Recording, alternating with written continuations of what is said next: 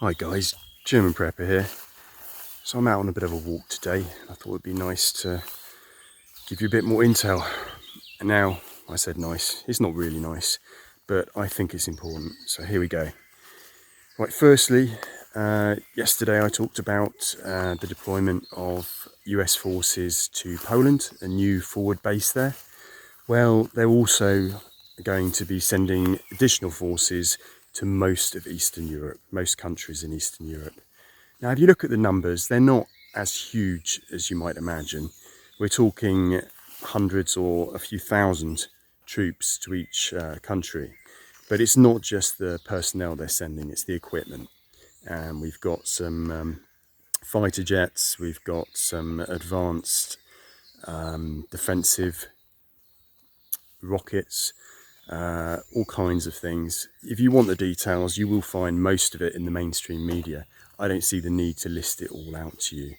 The point is, though, they are doubling down on this, guys. They're not backing down. They're not de-escalating. They're arming up to the teeth and getting ready. So, not great, but it is what it is. The other thing that I think has gone completely under the radar for most people is that at this NATO meeting yesterday in Madrid, we also had the leaders of Japan, Korea, Australia and New Zealand present at this NATO meeting. Now, this is a big thing. It's not a little thing. It's a really, really big thing. They've been talking about it for a while now, and it does look like they're going to be forming some kind of Asian NATO. Now, I think it's going to be a single NATO, and these Asian countries are merely going to be brought into it. But if you didn't know that was happening, you do now, and it is going to happen. And you can see the timing on this one. Yes, Russia is the biggest threat right now at this moment, they tell us, but it's obvious that China is actually the biggest threat.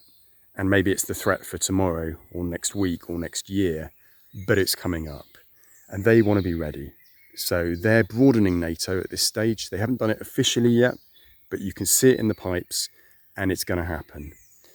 So just a quick snippet of news there, guys, but it's pretty big news and it does show that we are not heading in the right direction.